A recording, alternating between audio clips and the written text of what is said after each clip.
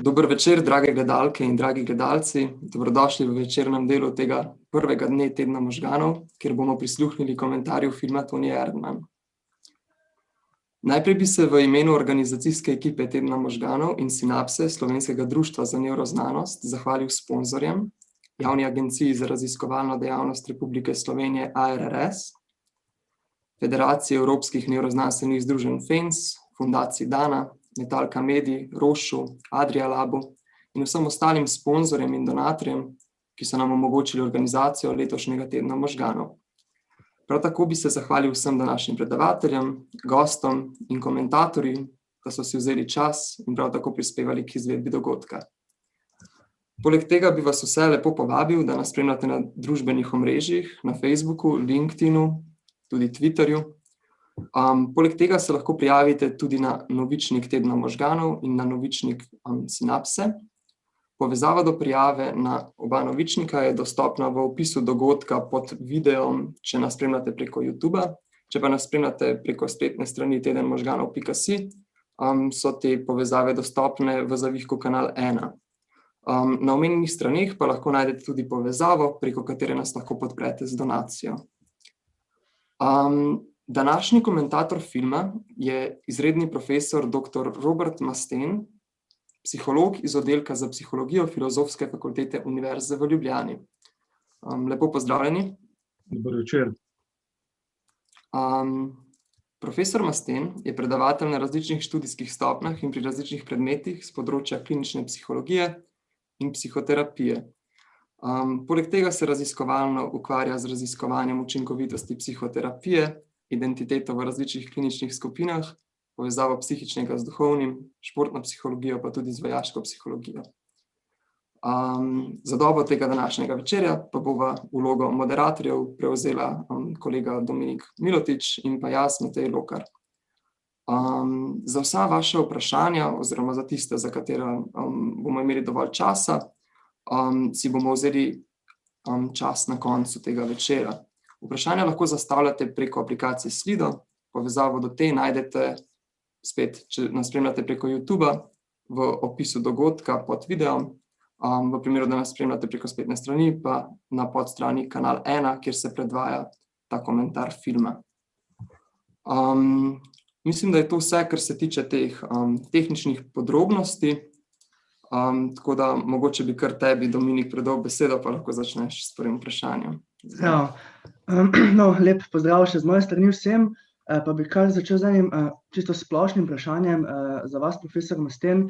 Zanima me, kakšen je bil vaš nek prvi vtis o neki splošni temi tega filma Tonija Erdmanna?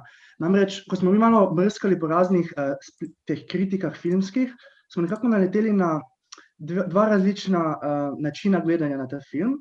Nekateri komentatorji so poudarjali predvsem te neke osebne odnose, odnos med očetom in hčerko, neko dinamiko družinskega življenja, medtem ko so se drugi, sicer ki so bili v manjšini, bolj osredotočali na to neko kritiko družbenih posledic kapitalizma, te neke hiperproduktivnosti, ki potem gre na škodo nekega osebnega življenja in onemogoča nek celosten razvoj človeka, medtem ko so ta nek odnos med očetom in hčerko videli bolj kot neko orodje za posredovanje te kritike. Kako ste vi doživeli ta film tako nasploh? Nič od tega. Aha, okej. Ja, torej, bil je zanimiv film, nekako dejansko drugačen, vse skozi te spretno drži v neki napetosti, kaj se bo zgodilo, a hkrati z neko dozo neprijetnosti v smislu, da mi je šel na živce ta Toni Erdmann s to svojo vsiljivostjo, ampak ne preveč, malo. Zato, ker v bistvu se je videlo, da ni slab človek, da nima slabih namenov, da nekako ne gre za neko patologijo, če tako se izrečem. Tako da z tega vidika zanimiv film, vendar potem, ko ste me kontaktirali, če bi lahko to komentiral, ta film komentiral, sem se vprašal, pa zakaj so izbrali ta film. Vse je zanimiv, vse je okej, ampak kaj so videli toliko pomembnega, ne? In moram povedati, da sem prav v ta namen nekaj dni nazaj si film še enkrat ogledal, ne, in od tod mi je potem padla na misel ta, tretja opcija interpretacije. A pa se vam mogoče tudi zdi, da pač je pri temu filmu sploh zelo pomembno, da si ga ogledamo še enkrat. Meni osebno se je zdelo, da ob prvem ogledu sem bil preveč nekako tako potisan v kot, da bi ga res dobro analiziral, ker mi je bilo enostavno preveč neprijetno ob vseh teh nekih takih bizarnih dejanjih Tony Erdmana. Ob drugem ogledu pa, da sem lahko dejansko, pač se mi zdi, da tako nekako racionalno vse interpretiral. Naš nereprezentativen vzorec pravi, da je treba še enkrat ogledati si film, ker mi smo, kot smo ravnokar povedali, smo si ga morali še enkrat, ne. Nismo reprezentativni, da bi zdaj rekli, da to morajo vsi. Ne nazadnje sem tudi sam povedal, da me je k temu, da sem ga še enkrat si ogledal, spodbudila neka okoliščina omenjena, ampak odvisno v kakšnem razpoloženju si, kakšen namen imaš, ne vem, če si utrujen in gledaš film bolj pasivno ob koncu dneva, kar je tudi neka prednost filma pravzaprav, če tako pogledamo, ne, ker konec koncev kaj pa pričakujemo od filma, konec koncev morda velikokrat samo neko stopnjo zabave in sprostitve. In če ga želiš gledati na ta način, se mi zdi, da tudi to lahko doživiš, brez da bi se globoko poglabljal v film.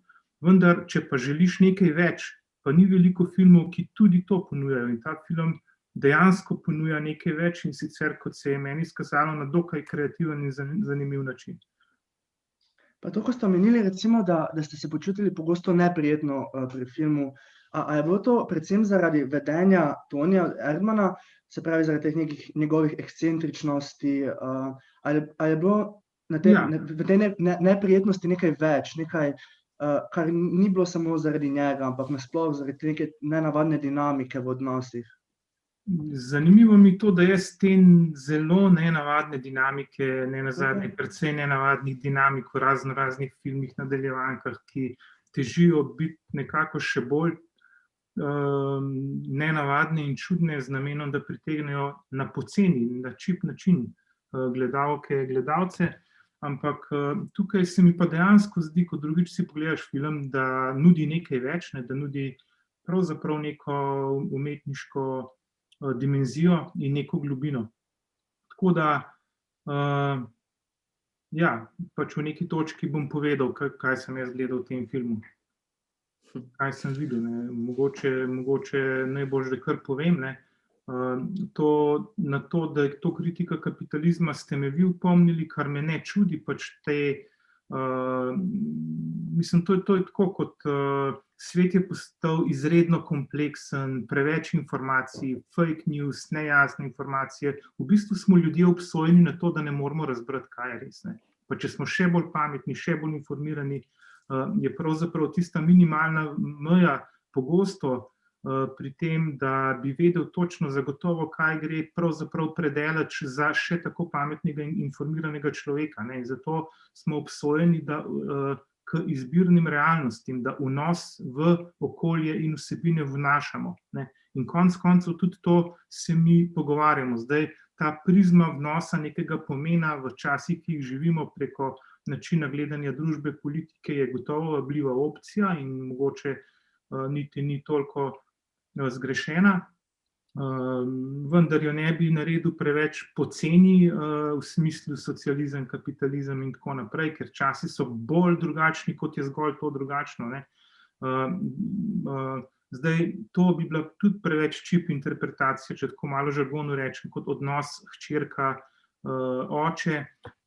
Zato vam povem, kaj meni šinilo v glavo, ne, ko sem to gledal. Pač to, da Tonija Erdmana sploh ni bilo v Bukarešti. Da je pravzaprav Tony Erdman zgolj kreativen način prikaza nečesa. In sicer, da gre za uprizoritev notranjega govora njegove hčerke Ines. V bistvu njej ne da miru točno to vprašanje, ki ji ga je zastavil oče, ali je tvoje življenje smiselno, ali je tvoje življenje lepo. Mislim, ta oče, kot se kaže v filmu, pač kaj je tebi pomembno v življenju, v neki točki vpraša, ne. In pravzaprav mi je bilo zelo zanimivo skozi to prizmo gledati, ker sem potem gledal ogromne simbolike, ki bi jo rad potem tudi omenil, kjer sem videl, in pa ogromno enih dialogov in trditev, ki mi na nek način brez problema potrdijo to mojo hipotezo, ne, da naprimer to, da je Ines v neki točki prevzela to igro očeta, pravzaprav. Začela se je sprenevedati še sama, delala se je, da ni hčerka, bolj kot to, kar bi bila tudi možna opcija, pa ne nazadnje je možna opcija, to, da je osramočena, ne. Sej tudi to možna opcija, ne, sej konec koncev bi bila tudi običajna in najbolj pričakovana in normalna opcija, če tako gledaš, ampak če nadaljujem to izpeljavo, ki sem jo načel naprej, nekako se mi zdi bistvo v tem, kot ste nekje rekli, ali pa sem slišal, da gre za neko ločeno identiteto, ne, pravzaprav. In ta hipoteza bi bila po moje, ne, da smo vsi nekako odtujeni od sebe, furamo neka življenja, rečemo zasut sem z delom, kot da ne bi imel nobenega vpliva na to, kaj se z mano dogaja, kot da je ta brzica življenja malo hitrejša kot mi, da malo tečemo za življenjem, ne, zmeraj se nekaj mudi in tako naprej. In v bistvu, ja, furamo neke kariere, katerih vrednost je pravzaprav vrednotena izven nas samih. Ne na način, a smo mi res zadovoljni, ampak na to nas drugi pohvalijo, ali smo zaslužili dosti denarja, ali smo slavni, ne, ali imamo dosti všečkov na omrežjih. Tako da v Ines, in zdaj pa to tudi pomembna stvar, ki jo želim reči, ne to, da Ines, ki sem jo videl kot zelo tako sposobno, pridno, brihtno žensko, ne, da pravzaprav v neki točki pravzaprav očeta vse bolj sprejme v ta svoj svet. Naprimer, na sestanku se tudi ona začne nekontrolirano smejati, ne. In ta odtujenost, ločenost, ta disociacija, ki je sicer naporna, dokler ne sprejmeš očeta, ali pa tega spoznanja, je naporno v življenju, ne. To, kako bi rekel, furati en imidž in ne biti avtentičen, je pravzaprav nekaj, kar je zelo naporno, zato ker pač ne živiš svojega življenja. Tako da ja, če povzamem to mojo tretjo interpretacijo, Tonija Erdmana sem videl kot notranji glas nesrečne Ines, ki je dovolj pametna, da sprevidi, da v svojem življenju ni zadovoljna. Ja, zanimiva interpretacija. Jaz sam, če iskreno povem, nisem sploh pomislil na kaj takega, ampak sedaj, ko ste to omenili, vidim tudi jaz tako neke take vzorce, recimo s tem, da se je res dinamika zelo spremenila s tem prihodom Tonija Erdmana, tam na tisti točki v filmu. In potem nekako tudi na neki točki, ko je začela Ines dojemati Tonija Erdmana, kot dejansko ta lik nekega life coacha in ne več kot nekoga, pač kot nekoga, ki se je njen oče v njega preoblekel samo, ne, in ga igra. Ja, pa ta interpretacija bi mogoče tudi lahko pojasnila eno zadevo, o kateri smo se tudi mi predhodno pogovarjali, o tem, da je Ines nasploh zelo tako ambivalentna, da zelo hitro preskoči od te neke osramočenosti, ko se počuti neprijetno v prisotnosti očeta, do tega, da v celoti sprejme ta nek njegov način delovanja, te njegove neke posebnosti, in da v bistvu so ti preskoki malo, tudi potem enkrat, ko se zdi, da ga je v bistvu sprejela, se potem v naslednji situaciji zopet počuti nekoliko osramočeno in ga zavrača, tako da mogoče bi ta interpretacija nekako pojasnila, da se tudi ona sama s sabo bori in da potem v bistvu ti preskoki niso tako nenaravni in nenavadni, kot se mogoče videti na prvi pogled.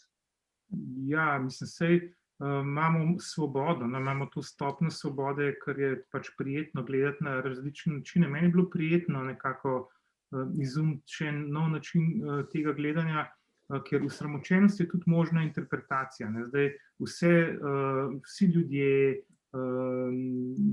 značilnosti naših življenj, bodisi osebne povezave, kdo je tvoj starš, kdo je tvoj prijatelj, kako si oblečen, koliko imaš denarja, pravzaprav vse te značilnosti so lahko vir osramočenosti. Lahko te je sram staršev, lahko te je sram sebe, ker si najstnik, pa nimaš, ne vem, tako bogatih oblek kot nekdo drug, ali pa tega telefona, kot norma zapoveduje, da bi moral imeti, ampak to je bolj ta življenjski način interpretacije, realistični način interpretacije, ne tak, je pa meni nekako všeč, moram reči, mi pa všeč tudi zaradi tega, ker je zelo aktualen za življenje nasploh, zelo hitro živimo, kako bi rekel, in v neki nimamo te možnosti, kot so ljudje imeli, ko svet še ni bil tak, kot ga opisujem, in so neke pomene, smisel dobili v tradiciji, v tem, kar so jim nudili drugi. Danes moraš pa ti zavestno izbrati življenjski stil. Če ga sprejmeš, potem ne bo tvoj, ampak moraš dejansko se veliko bolj potruditi za to, da se pravzaprav od svojega življenjskega stila, ki pogosto ni ne zdrav, ne zadovoljujoč in tako naprej, se težko distanciramo, ne. Težko se pogledamo od strani, ne. V ogledalo se težko in neradi pogledamo, ne. In pač meni se zdi, da je tukaj gre za ta proces soočanja s svojim, če ponavljam, načinom življenja in tako naprej. Da gre torej za samo izpraševanje, da je to nekaj, kar je Ines mučilo, da je tako, kot je bil oče, vedno znova se je pojavil. Se je mislil že, da je šel na avion nazaj v Nemčijo, a glej ga zlomka, spet se pojavi, ne, drug dan, in se dela, da je coach, ne vem kakšen, ne, in to je tudi zanimivo, kakšen poklic je izbral coach, ne, in v bistvu je ta vsiljivost primerljiva z vsiljivostjo misli, ne, zato ker če nas kaj muči v življenju, se ta misel vedno vrača, tako kot Tony Erdmann, ne. Vedno znova te obišče in zaspati ne moreš, ker te tudi po noči obiskuje, ne.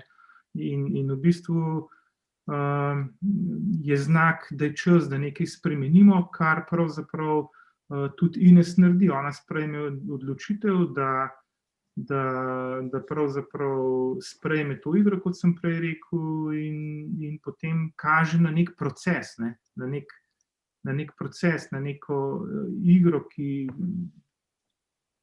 se odvija nekam naprej, ne. Pač point je v skladu s tem, kar govorim, to, da Ines potrebuje spremembo in da se mi z njo identificiramo in se preko nje vprašamo, če mi tudi potrebujemo neko bolj aktivni poseg v svoj življenjski stil. Neko svobodo izbire. Ja, mene bi potem, ko ste že prej omenili, da ste potem, ko ste začeli tako razmišljati o tem filmu, videli tudi neko določeno simboliko znotraj filma, ki je nekako potrjevala tako interpretacijo. Pa me zanima mogoče konkretno kaj iz filma, ki se pa tako sklada s tem. Ja, v bistvu, da pomislim, recimo ena stvar, ki mi je kolega govoril, še preden sem sploh gledal ta film, je to, da je imela Ines rojsten dan in potem so bili goli tam, ne. Ja. Ines pa tudi drugi. In v bistvu v tem, da je to rojstni dan, za novo leto pa za rojstni dan si ponavadi damo neke zaobljube, zaželimo drugim vse dobro in tako naprej. In nekako vidim simboliko te golote v tem ranljivosti, o razkritosti. Nimaš več kaj igrati, ne.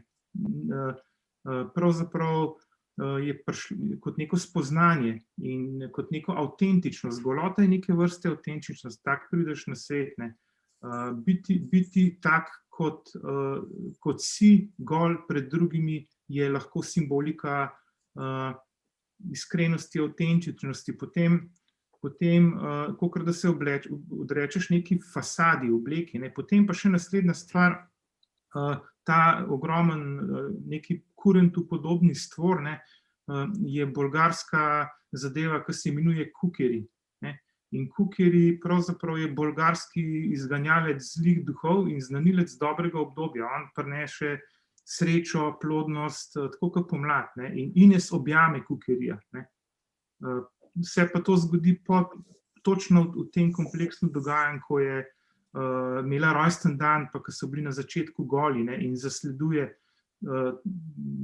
tega kukerija. Potem, ko se domov vrne, naslednji tak primer, je recimo pride na pogreb, kar bi lahko nakazovalo neko simboliko minljivosti časa, ne, za to spremembo, za ta uvid v življenju, ki ga omenja, ne, je, in tudi sicer v življenju imamo na voljo omejeno dozo časa, ne, eni manj, drugi več.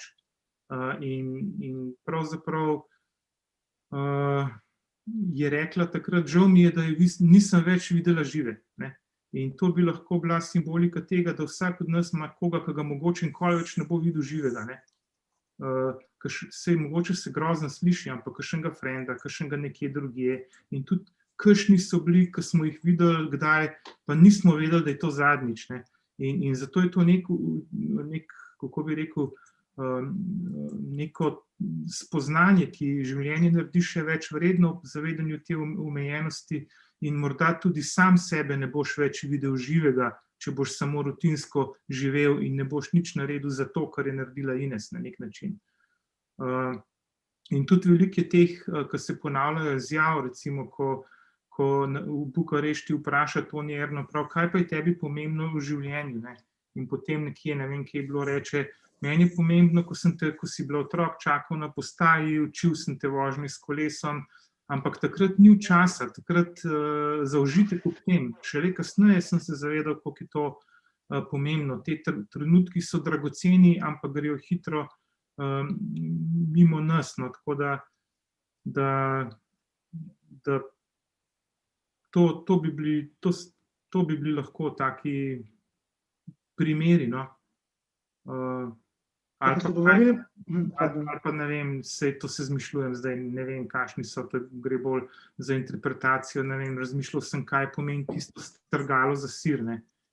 Meni se zdi banalnost, ne, ampak je banalnost od očeta.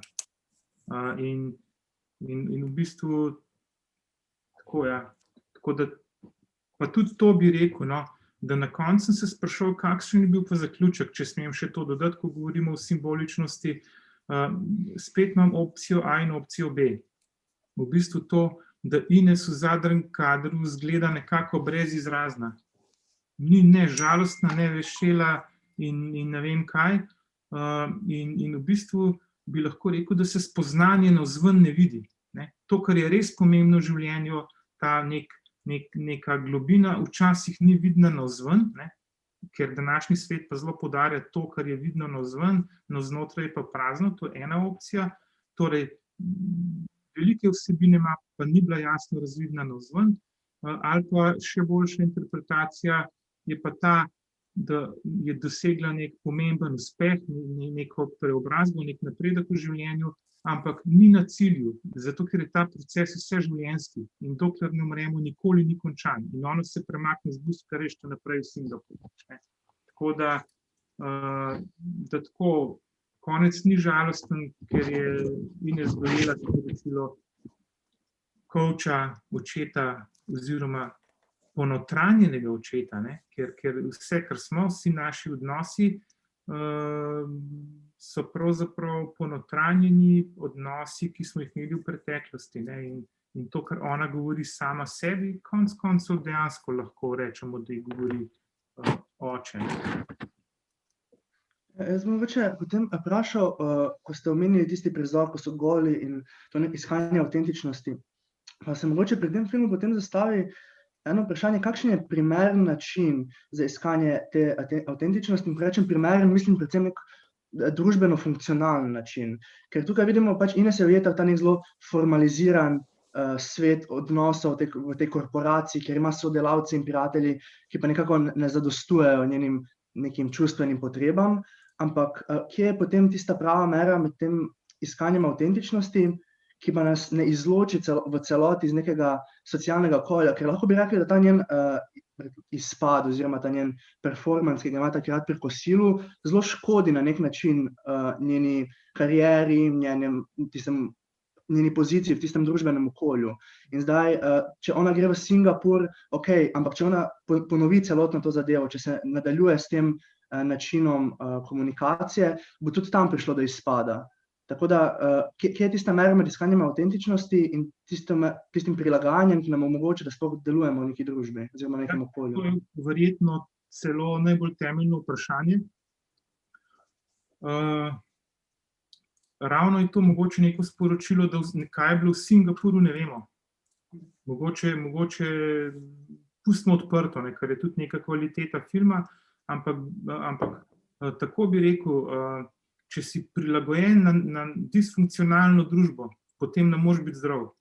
Če je družba precej bolna, kar danes je, potem je velika stopnja prilagojenosti pravzaprav pot v to, da tudi sam ne moreš biti mentalno najbolj zdrav, bi človek rekel, logično je tako. Ampak v bistvu je prva stvar, kar ste vprašali, kaj narediti, pade na pamet, prvo, kar je, moraš začutiti nezadovoljstvo, tako kot ga je ona. Prikazano to nezadovoljstvo je bilo kot vsiljivost očeta. Rekla je enkrat, se zdaj spomnil, to je bil najhujši vikend mojega življenja. In takrat, ko še ni se spustila v to igro z njim. Ampak torej najprej moraš biti tako občutljiv človek, da rečeš, a sem zadovoljen s tem življenjem. Ker, ne vem, en avtor psihološki zelo znan, mislim, da je bil Rollo May, bolj z področja humanistične psihologije, je neke principe življenja opisoval in ena faza pred zadnja. Ne gre za to, kjer je po vrsti kakšna, ampak da večina ljudi, pravzaprav velika večina ljudi obtiči v svojih življenjih v rutinah. Pač rutina, dokler se ne postaraš. Potem ampak faza, ki je pa višja od tega, je pa neka kreativnost, nekaj preseganje sebe in zdaj tudi ta film je bil citat, ne ta, ki ga komentiramo, pa en film, ki je bil zelo popularen, zelo znan dokumentaren film o socialnih omrežjih, ki se imenuje Social Dilemma. Če je kdo gledal, skratka tam rečejo, vsi smo v matriki, ampak ne moreš priti ven iz matrike, ker jasno ne veš, da si v matriki. Ker če ne veš, da v matriki, pa ne boš ven prišel. Torej, najprej moraš priti do tega spoznanja. In biti v matriki pomeni ta rutina, pomeni to, da se ne vprašaš kot se Ines, pomeni, da te to Erdman ne odbišče. Torej, moraš, kar je edinstvena zmožnost človeka, se vprašati, a je to, kar želiš. Zdaj, mimogrede bom to povedal na takle način. Poglejte si na internetu, tipkajte Blue Zones. Tako kot veliko vemo o fizičnem zdravju, več kot smo včasih, smo malo bolj ozaveščeni, ogromno ljudi ve ali pa misli, da je veliko o tem, kako je treba jesti, se pravi dieta, se pravi ta način prehrane, tudi če ne jemo zdravo, vseeno je malo ljudi, ki ne vejo, kaj je pa kaj ni zdravo, ampak hočem reči, če pogledaš te Blue Zones, vidiš, kje ljudje so na svetu in 5 takih con je najbolj dolgo živijo, čez 100 let jih je zelo veliko. In tam noter, to je 5 con, ne bom jih našteval, in tam noter vedno v različnih koncih sveta, gre za Kalifornijo, gre za dve točke v Evropi, gre za eno južnoameriško in še za eno, za japonsko, in v bistvu rečejo ikigai, se pravi, razlog, zakaj sem zjutraj iz postelje vstal. In to, se pravi, poleg dobrih odnosov, se pravi, zavestne skrbi za dobre odnose, kar bi temu rekel, da je nek nujen, ne pa zadosten pogoj,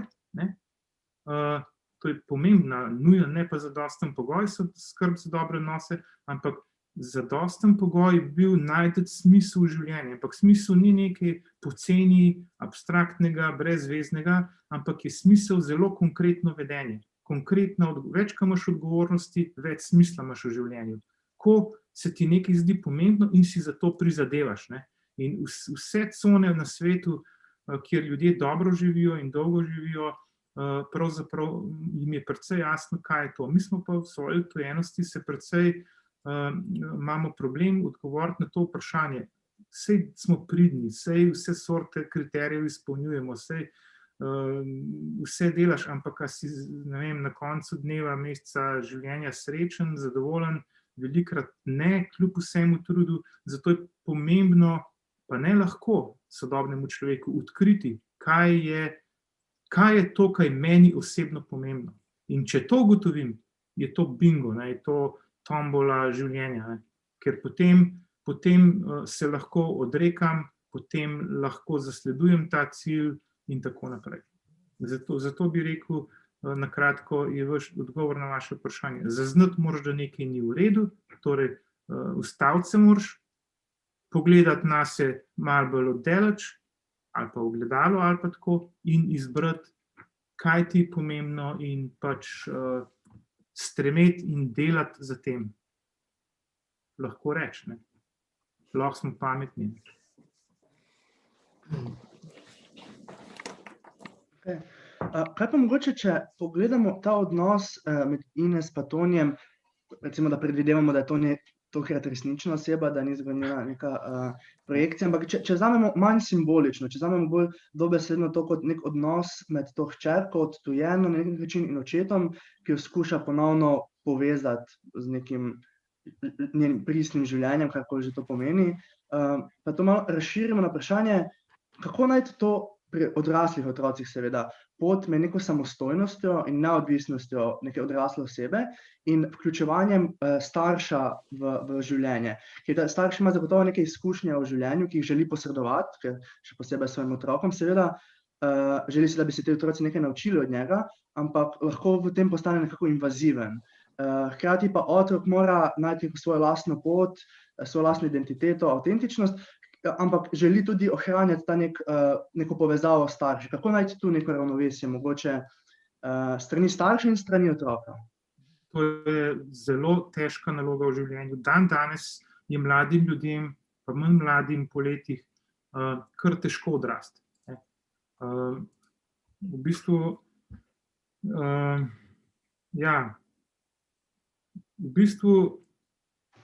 je, če poskušam na kratko odgovoriti, zato obstaja neko časovno okno, ko starši otroku, kadar je čas za to ustrezno, zdaj pa kaj to ustrezno, pomagajo, ne?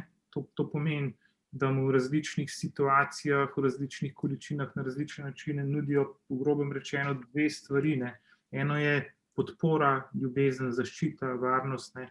Po drugi strani pa pravzaprav avtoriteta, vodenje, učenje, ne. Tako kot če te, banalno se sliši, ampak tako kot če te učijo s kolesom se voziti, te najprej drži za sedež, pa teče zraven, a ne, to bi bilo, rečemo temu, vodenje, učenje, potem te po neki točki mora spustiti, ne. In potem moraš ti, ko si v osnovni šoli in ko se učiš voziti s kolesom, je kriterij dobrih počitnic poleti to, da imaš čim več časa komolce pa kolena potolčena, ne. To pomeni, da te padci, ta poskušanja, te stvari v življenju, da so, kadar je ustrezno časovno okno, da je to takrat upravljeno, ne. Če je pa recimo otrok preveč pritiskan v smer, ko mora nekaj delati, ko pravzaprav to ni otrokova želja, potem bo imel hud problem s tem, kar sem prej opisoval. Zakaj ostati iz posle? Zato, ker dela zelo veliko, ampak to, kar drugi hočejo. To, kar so starši hoteli, zato, ker mu želijo otroku vse dobro, ne. In v bistvu potem izgubi stik s svojimi željami, sam seboj, ne. Potem, ko je to časovno okno se počasi zapira, je težje nadoknaditi v odrasli dobi to, kar je bilo recimo na nek način sploh ne slabo namerno, ne, zamujeno ali pa narobe narejeno v otroštvu. Tako da to, kar pač omenjate, da gre za simboliko te interpretacije tega filma, pravzaprav sploh ne gre za simboliko, ne, notranji govor in pa ponotranjanje odnosov, kot jih imamo z drugimi, in ta en avtor, ruski psihološki, je rekel interiorizacija, to, da odnose ne samo ponotraniš, ne, ali pa vsebine, se ne gre glih za odnose, no, to želim samo predstaviti, ne samo, da ponotraniš, ampak da ponotraniš pa apliciraš na sebe, ne. Recimo, ne vem, otrok pade, joka, starš priteče, ga potolaži, in čim ga starš potolaži, otrok neha jokati, sam še malo hlipa, čez 10 sekund pa že teče konor spet okoli, ne, z drugimi otroki. Vmes mu je pa starš rekel, saj bo v redu, že v redu, malo popiham, se že celi, že v redu. Ne. In potem v neki točki starši ne rabiš več starša, ampak sam sebi z notranjim govorom rečeš, saj bom že zmogel, bo okej, in ne rabiš starša. To pomeni, da si ponotranjil to in apliciral na sebe. Ne. In pač aplicirati moraš občutek, da si na varnem, da je v redu, da se ti nič hudega ne bo zgodilo, in pa občutek varne odvezanosti, če tako rečem. Da nekaj, da lahko stvari v življenju probavaš, pa da ne bo katastrofalno hudo. Zdaj, če je to zamujeno, je potem večji problem. Jaz sem temu prej rekel, da je težko odrasti danes. In pač potem je več opcij. Ne.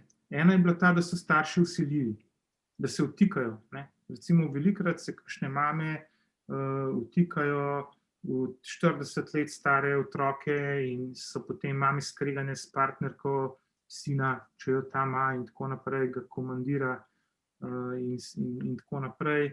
Ali pa so odsotni starši, se pravi, da nimajo stika toplega. Ne. Prvi primer je bil, da je vsiljiv, drugi primer je pa izguba. Ne. Vi ste prej rekli, mi pa želimo obdržati dobre odnose s starši. Ne. Tako da velikokrat imamo ta primer, ki reče, potem me boste pa dali v dom. Ne. In so stari ljudje osamljeni. Ne.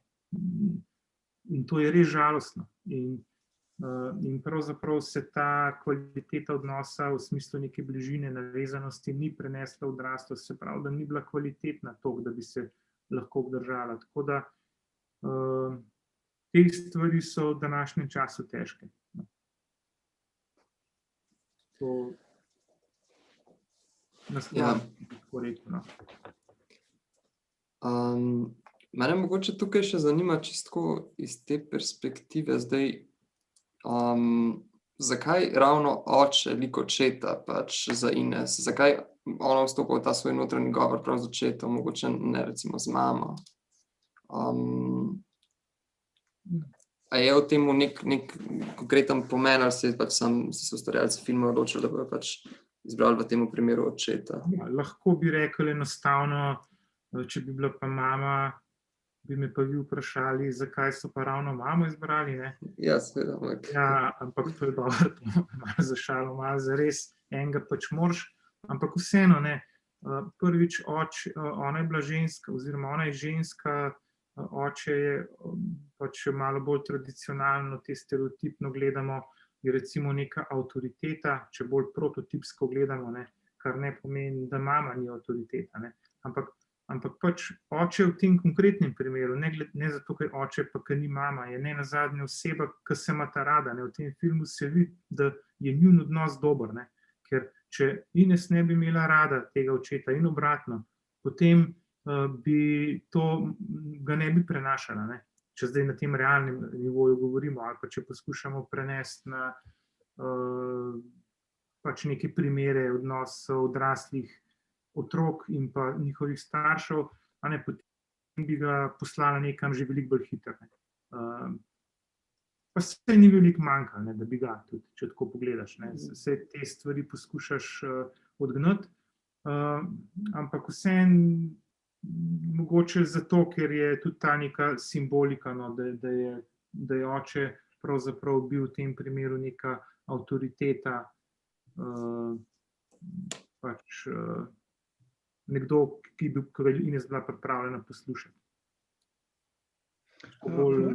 Arhetipsko gledano je ponavadi oče predstavlja avtoriteto, arhetipsko pravno. Na koncu Ines si tam v neki poziciji ustavi njegove zobe, če se spomnite. Še ona. Ja. Mogoče, če samo navežem na to vprašanje, v kolikšni meri pa je potem dobro, oziroma sploh zdravo, da je starš tisti, ki nadomešča to neko intimo v odnosih, ki recimo v Inesinem življenju pač je odsotna. Ona nima pristnih odnosov, ne z oziroma spolnim partnerjem, ne vem, če je zares partner, niti s sodelavci, niti s prijatelji. In v bistvu potem je oče ta izhod kjer poskuša vzpostaviti neke intimne, pristne stike. A je to, mislim, boljše kot nič verjetno je, ampak a je to dober način za potem recimo, njen nadaljnji razvoj? A bo ona sposobna spostavljati potem takšne stike, kot jih ima z očetom, recimo s partnerjem prihodnjim ali s prijatelji? Ker ona je nekako ujeta v te zelo suhoparne odnose, iz katerih se ne zna zares rešiti. To sem prej nekako imel v mislih, ko sem rekel, da se počasi potem časovno okno zapre, ne čisto do konca, ampak neke ne najbolj dobre odnose v odrasli dobi težko popravljati za nazaj, lahko jih malo zakrpaš, malo pogladiš, ampak recimo ljudje v psihoterapiji zelo pogosto poročajo ravno o problemih starših. Zelo pogosto, ampak to za desetletja nazaj ne lahko. In lahko pa tudi kot aktualni odnosi, če ta odnos dejansko še obstaja. Včasih pa tudi takrat, ko staršev ni že več, ampak odnos odraslega otroka z njegovim ali pa njenim odraslim staršem absolutno ni nadomestilo in nikakor ni opcija za kompenzacijo zamujenega. Pač zdrav odnos je odnos na nek način primerljivih, odraslih, odgovornih ljudi.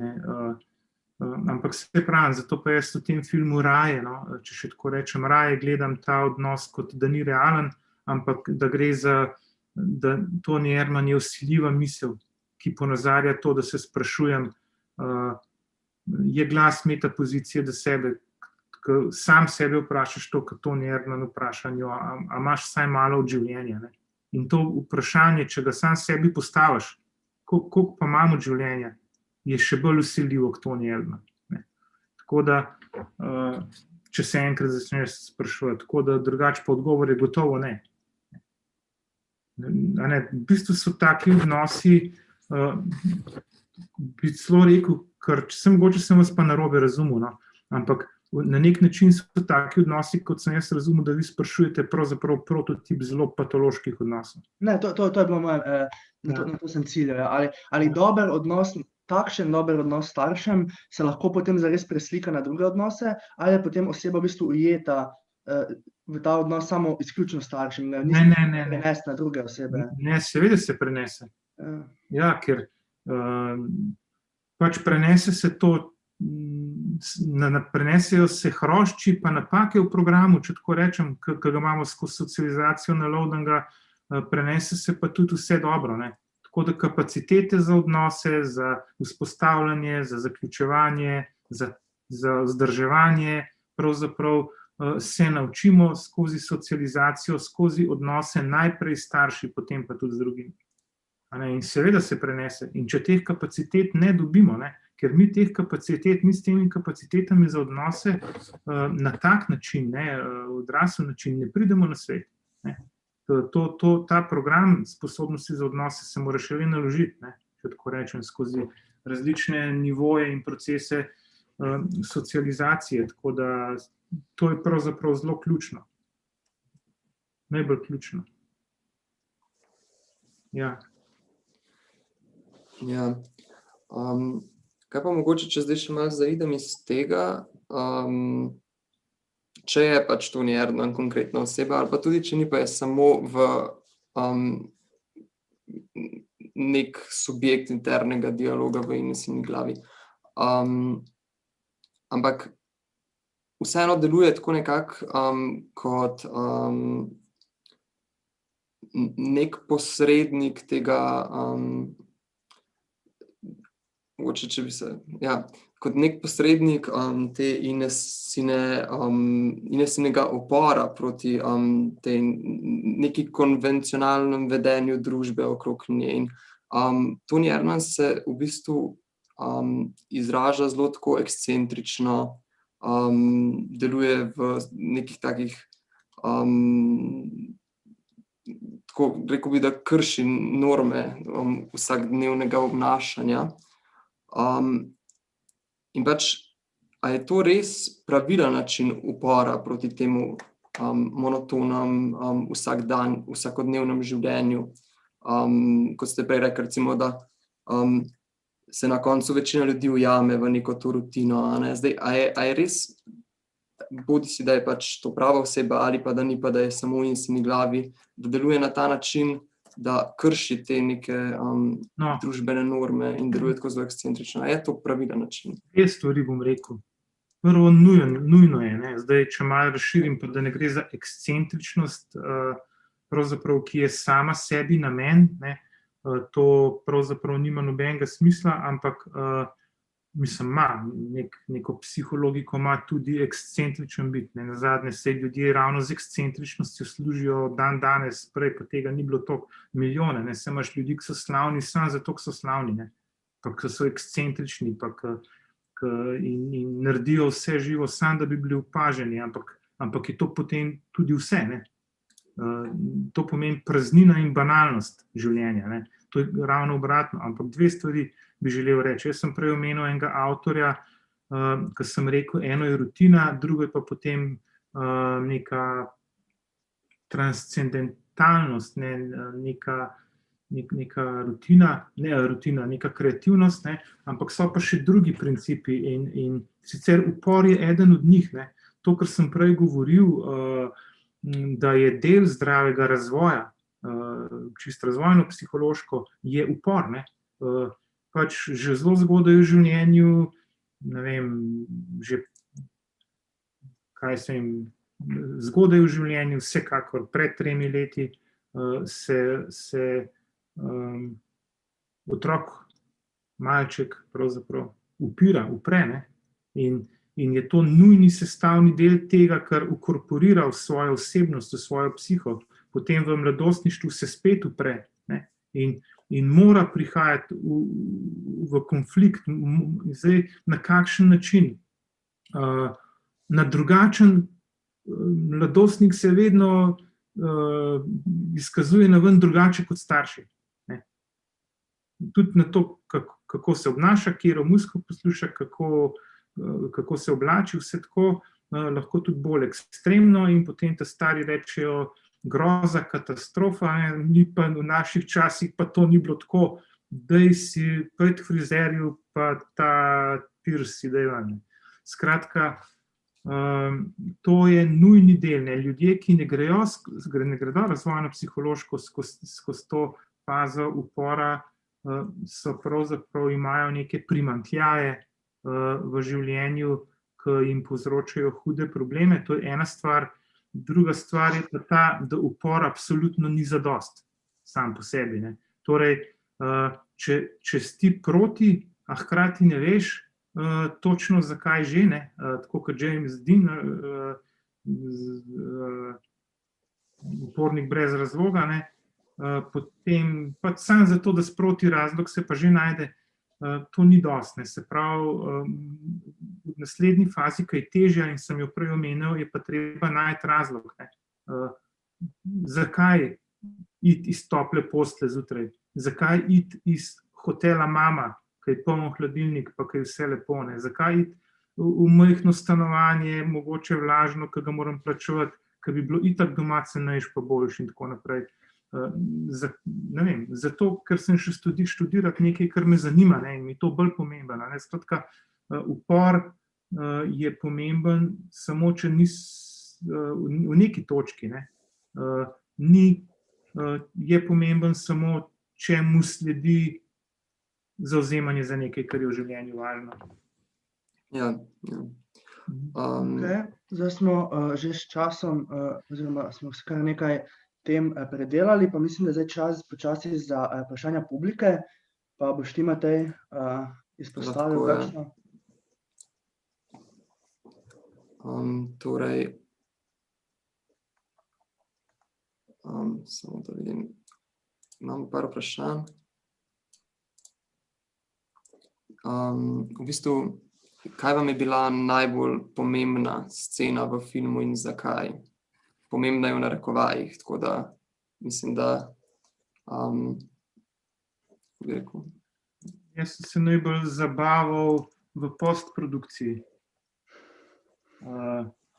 V tem, ko mi je prišla na izkušnja, da Toni Erdmann ni bil v Bukarešti. Ne? Zato mogoče, ker je film name učinkoval na nek način, bi rekel, da bi bili avtorji zelo zadovoljni morda, ne? Name je učinkoval, kot da me nagovori. To pomeni, da meni osebno pustil neko sporočilo potem, ko se je televizor že ugasnil. Torej, to spoznanje pomena, človek, ustavi se v tem življenju, ustavi se, poglej nase, kaj ti je v redu, kaj ni, in najdi neki smisel, zato ker časa ni na pretek. To mi je bilo nekaj ideja, s katero sem se veselil tudi tega srečanja, ne? Zato, da bi jo lahko posredoval še komu, ko se mi zdi, da je danes to pomembno. V neki točki, na nekih mestih v filmu je pa tudi konkretno rečeno, ne, kako to narediti. Recimo, všeč mi je bila tista scena, če želim biti vendarle malo bolj konkreten, ko reče, ene dvakrat se spomnim, Toni Erdmann, pa se je potem in še jezila na njega, prav, ne izgubiti smisla na humor, ne. A to reče tam enemu revnemu človeku, ki je bil pa edini avtentičen, ne. Ker oni revni kmetje tam, ki so, ne vem, naftno vrtino zapirali, so bili avtentični, revni, malo z umazano majico, ampak začutil sem jih kot ljudi, ne. In zato je pol Toni Erdmann rekel, ne izgubiti smisla za humor. Smisel za humor je pa nekaj, kar te postavi v to ekscentrično pozicijo, ne. Zato je fajn reči, dajmo malo sebe manj resno jemati, pa vse skupaj manj resno, malo se pohecati pa bo, ne. Ker recimo, by the way, ko rečejo ne dvakrat, Ines rečejo, pa ti si žival, ne, ti si žival. V bistvu v smislu, koliko dobro ti gre, ni bila žaljivka, ampak je bilo, kolikor res noro dobro delaš, vse narediš super, so rekli, in Ines planila v jok. Vse naredim super, vse je the best, ampak jaz sem še kar nesrečna, ne. Take stvari so mi bili pomembni, taki detajli so mi bili všeč. Potem imamo še eno vprašanje, na katero ste do neke mere, ki ste ga nekako že dotaknili, in sicer vprašanje iz publike, kaj si lahko mislimo, da se zgodi z Ines, ko se film konča, kako bi se nadaljevala njena zgodba? Ja, to sem tudi, mislim, zdajle trenutno mogoče težko rečem kaj več kot to, da ponovim, ne, da pusti neke stopnje svobode film, ne, kar mogoče je lastnost dobrega filma, namreč jaz mislim, če dodam, jaz sem dal prej 2 opciji, da spomnim. Ena opcija je bila, navzven je delovala brezizrazno, ne vesela, ne žalostna, nekako tako, ampak meni se je nekako zazdelo, da je mogoče bogatejša za spoznanje, da je duhovno ali pa osebnostno napredovala, po drugi strani pa ni bilo nekega takega poceni veselja, ampak je šla naprej v življenje, ne. Bogatejša in ja, v bistvu hvala za to vprašanje, ker mi še nekaj na pamet padlo, to, kar ste vi, Dominik, prej vprašal, pa ne vem, če sem odgovoril, ne. Bogatejša, zrelejša je šla naprej v Singapur, ne. To bi jaz rekel, da je bilo, in to je odgovor na to, kar ste Dominik vprašal, a lahko združujemo zadovoljstvo samim seboj in hkrati uspeh v družbi, nekaj takega. In meni se zdi sporočilo filma, da ja, da lahko. Ne? Da ne gre pri tem poenostavljanju za ali tako, ampak da je pač toliko odtenkov in možnosti neskončno vmes, da ja, živimo svoje življenje naprej, delajmo to pač velikokrat na način, ki gre tudi nam na škodo, ker je svet tak malo zbezlan, ne? Ampak ne pa pozabiti nase, ne? Ker ko bo, kako bi rekel, ta izraz velikokrat uporabljen na koncu dneva, ne? V prispodobi zunanji uspeh, ki ga Ines imela veliko, ne? Zdaj sem ravno kar rekel, vse narediš dobro, ona pa v jok. V bistvu ne bo dovolj, ne? V življenju, ko narediš neko bilanco, mora biti well-being, mora biti neko blagostanje, mora biti eno zadovoljstvo, ki se ne meri v zunanjem uspehu. In jaz mislim, da konec filma, kaj se je zgodilo, Ines nakazuje to možnost, oziroma bom tako rekel, to možnost jaz vzamem, ta mi je najbolj všeč.